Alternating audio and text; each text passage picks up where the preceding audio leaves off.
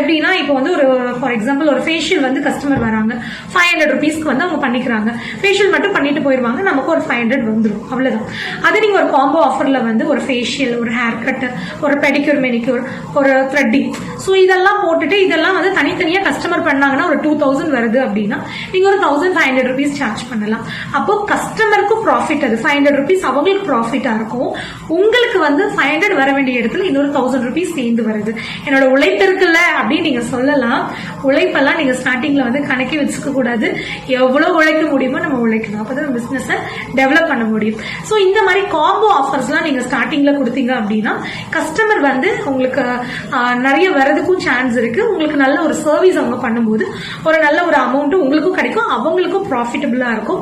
நீங்க அவங்க கிட்ட நீங்க நெக்ஸ்ட் டைம் போகும்போது நீங்க பில் போட்டு கொடுக்கும்போது அதுல நீங்க வந்து மென்ஷன் பண்ணி கொடுக்கலாம், இந்த பில்ல வந்து நெக்ஸ்ட் 1 monthக்குள்ள நீங்க எடுத்துட்டு வந்து எந்த சர்வீஸ் பண்ணாலும் ஸோ இது நீங்க வந்து இன்னொரு சர்வீஸ் நீங்க ஃப்ரீயா பண்ணிக்கலாம், இல்ல உங்களுக்கு இந்த அமௌண்ட் நீங்க வந்து லெஸ் பண்ணிக்கலாம். ஸோ அப்படி சொன்னீங்கன்னா அவங்க நெக்ஸ்ட் மந்த் வேற எங்கேயும் போகாம அந்த கஸ்டமர் உங்ககிட்ட வருவாங்க. இதுல அவங்களுக்கும் ப்ராஃபிட் இருக்கு, உங்களுக்கும் வந்து ஒரு கஸ்டமர் வந்தாங்கன்னா உங்களுக்கும் பிசினஸ் நடக்கும். ஸோ இந்த மாதிரி விஷயங்கள் எல்லாமே நீங்க வந்து பண்ணலாம்.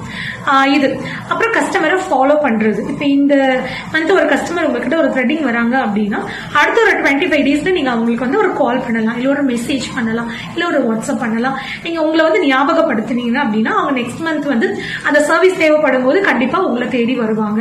ஸோ ஞாபகப்படுத்திக்கிட்டே இருக்கணும், வாடிக்கையாளருக்கு நம்மளோட பேரை வந்து நம்ம ஞாபகப்படுத்திக்கிட்டே இருக்கணும். ஸோ அந்த விஷயம் அப்டேட் பண்றது, அந்த விஷயம் நீங்க வந்து செய்யணும்.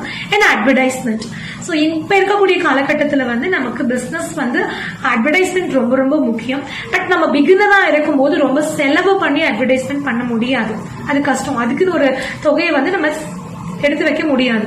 ஸோ நம்ம பெரிய அமௌண்ட் எல்லாம் இல்லாம ஃப்ரீயா எப்படி நம்ம அட்வர்டைஸ்மெண்ட் பண்ணலாம், இதை நம்ம யோசிக்கணும். இப்போ அது ரொம்ப ஈஸி தான். வாட்ஸ்அப் இருக்கு, இன்ஸ்டாகிராம் இருக்கு, ஃபேஸ்புக் இருக்கு. ஸோ நிறைய இந்த மாதிரி சோசியல் மீடியாவை நம்ம வந்து யூஸ் பண்ணிக்கலாம்.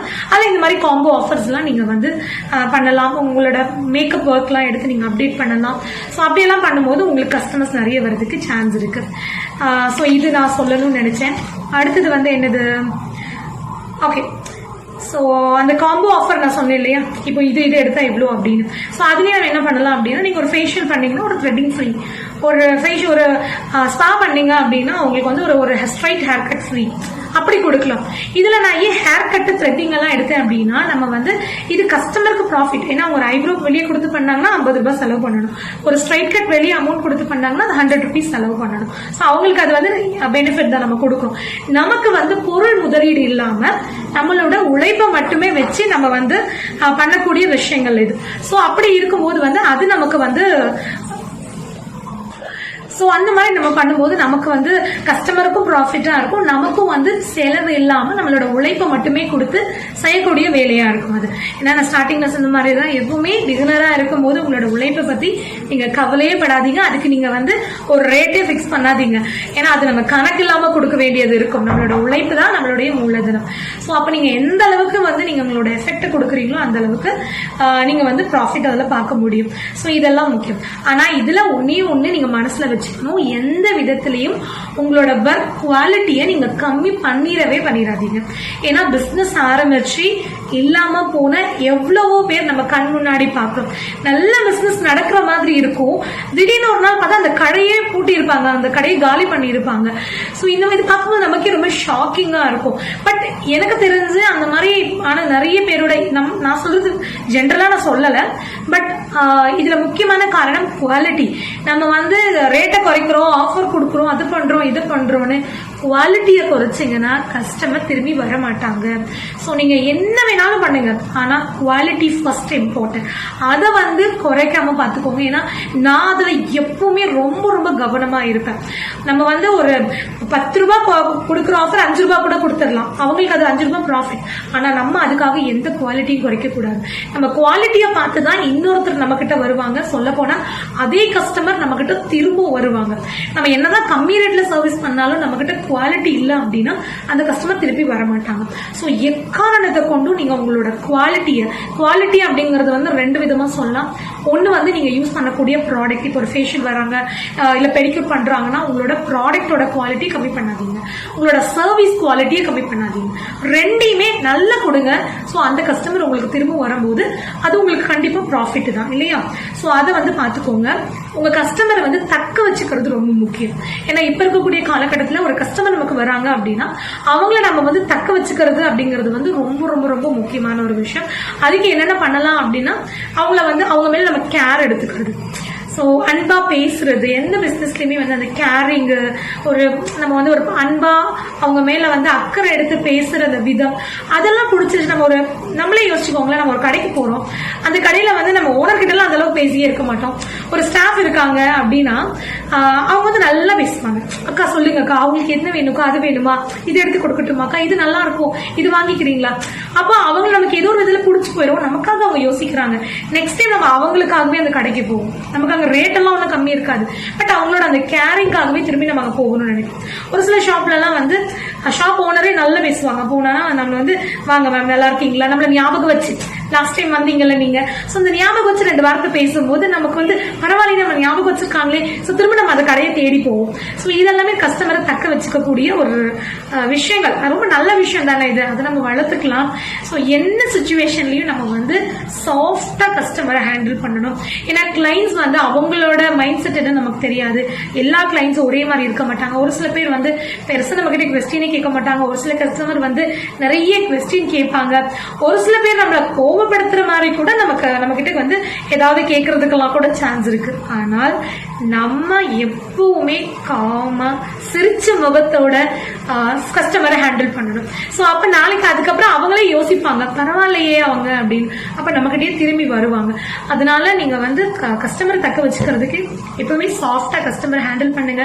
அவங்க மேல கேர் எடுத்துக்கோங்க. திணிக்க வேண்டாம் எதையுமே. நீங்க இது பண்ணுங்க அது பண்ணுங்க அப்படி சொன்னா கூட திருப்பி வர மாட்டாங்க கஸ்டமர்.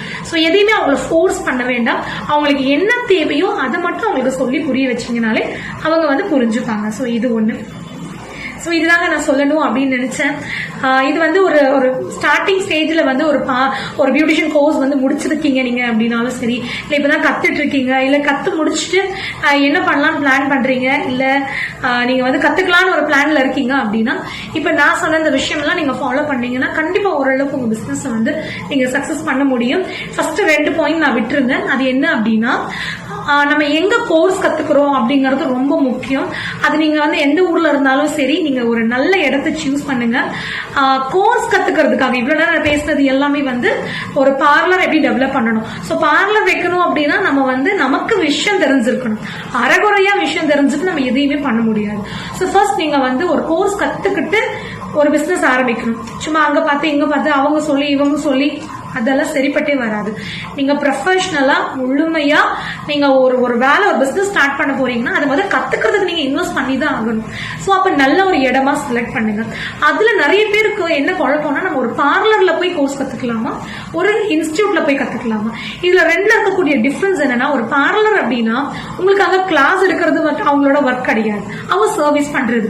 அப்போ ஒரு கஸ்டமர் வரும்போது அவங்க சர்வீஸ் பண்ணும்போது நீங்க உட்கார்ந்து அதை பார்க்கலாம்.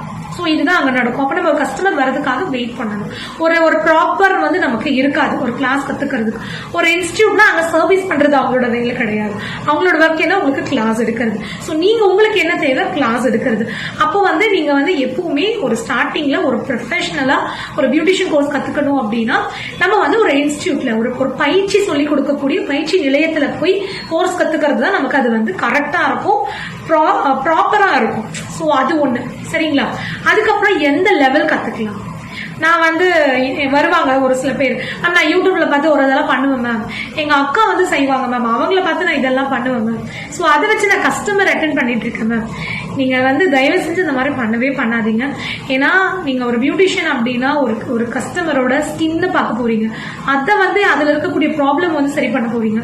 ஸோ அப்போ எந்த அளவுக்கு அது சென்சிட்டிவ், உங்களை நம்பி ஒரு கஸ்டமர் வந்து உட்காடுறாங்கன்னா அப்ப எந்த அளவுக்கு நீங்க வந்து விஷயம் தெரிஞ்சவங்களா இருக்கணும். அப்போ அரைகுறையாவோ அதுல இதுல பார்த்தோ இல்ல பேசிக் முடிச்சுட்டு கொஞ்சம் கொஞ்சமா அங்கங்க பிச்சு போட்டு கொஞ்சமா முடிச்சுட்டா ஒரு பிசினஸ் தயவு செஞ்சு ஸ்டார்ட் பண்ணாதீங்க. பியூட்டிஷியன் கோர்ஸ் பொறுத்த வரைக்கும் நீங்க ப்ரொஃபஷனலா முழுமையா ஃபுல் அட்வான்ஸ்டா அந்த பயிற்சியை நீங்க முடிங்க பொறுமையா. பிசினஸ் ஸ்டார்ட் பண்றது முடிவாயிருச்சு, நம்ம அதுக்குள்ள அவசரப்படணுங்கிறதே இல்லையே. நம்ம பொறுமையா நிதானமா முழுசா அந்த கோர்ஸை கத்துட்டு நான் இப்போ எல்லாமே எனக்கு தெரியும், என்னோட கஸ்டமருக்கு என்ன ப்ராப்ளம்னாலும் என்னால சமாளிக்க முடியும், அவங்களுக்கு என்னால ஐடியா சொல்ல முடியும், அந்த ப்ராப்ளம் சரி பண்றதுக்கான ரெமெடி என்ன எனக்கு தெரியும். ஸோ அப்படிங்கிற அளவுக்கு உங்களுக்கு கான்ஃபிடென்ட் வந்தா மட்டுமே நீங்க ஒரு பிசினஸ் ஸ்டார்ட் பண்ணுங்க. அப்பதான் உங்க பிசினஸ் நீங்க சக்சஸ்ஃபுல்லா கொண்டு போக முடியும். ஏன்னா இப்ப இருக்கக்கூடிய கஸ்டமர்ஸ்க்கு எல்லா விஷயம் தெரியுது. அப்ப அவங்க வராங்கன்னா அவங்களுக்கு இருக்கக்கூடிய சந்தேகத்தை நம்ம ஒரு கவுன்சிலிங் கொடுக்க வேண்டியது இருக்கும், அது எக்ஸ்பிளைன் பண்ண வேண்டியது இருக்கும்.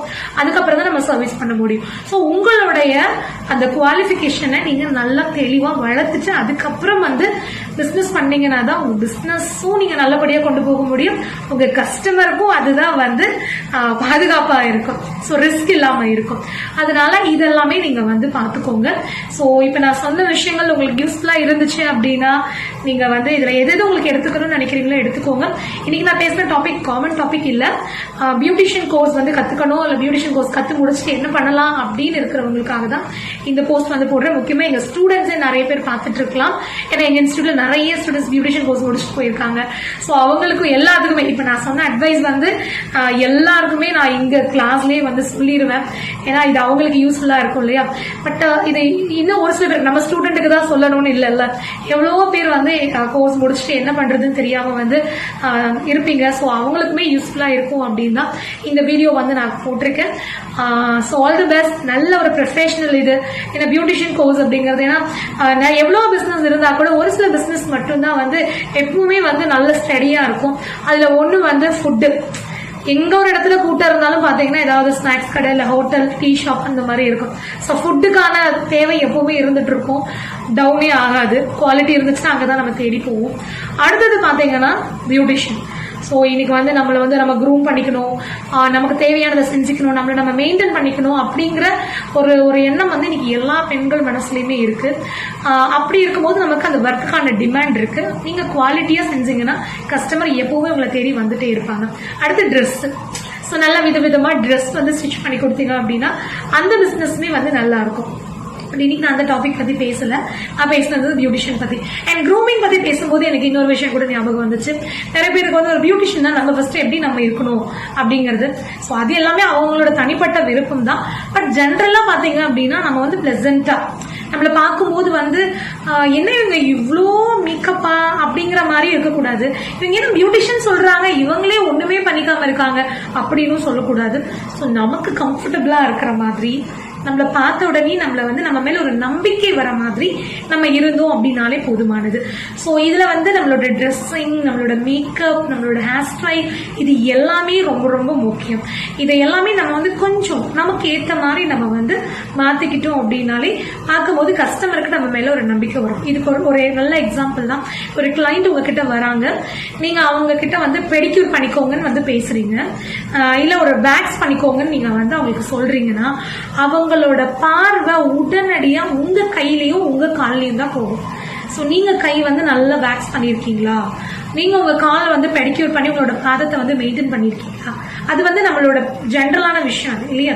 நம்ம உடனே நம்மளோட பார்வை அங்கதான் போகும்.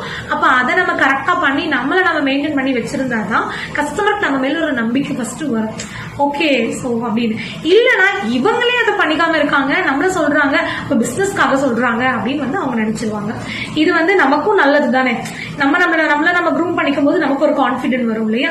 சோ அதனால அது எல்லாமே நீங்க மனசுல வச்சுக்கோங்க. ஒரு பிசினஸ் இது எல்லாமே ரொம்ப முக்கியம் தான். சோ நான் சொன்ன இந்த விஷயம் யாருக்கெல்லாம் யூஸ்ஃபுல்லா இருக்கும் அவங்களாம் எடுத்துக்கோங்க. இந்த வீடியோ உங்களுக்கு பிடிச்சிருந்துச்சுன்னா எனக்கு கீழே கமெண்ட்ல இந்த வீடியோ எப்படி இருந்துச்சுன்னு சொல்லுங்க. Thank you so much. பை.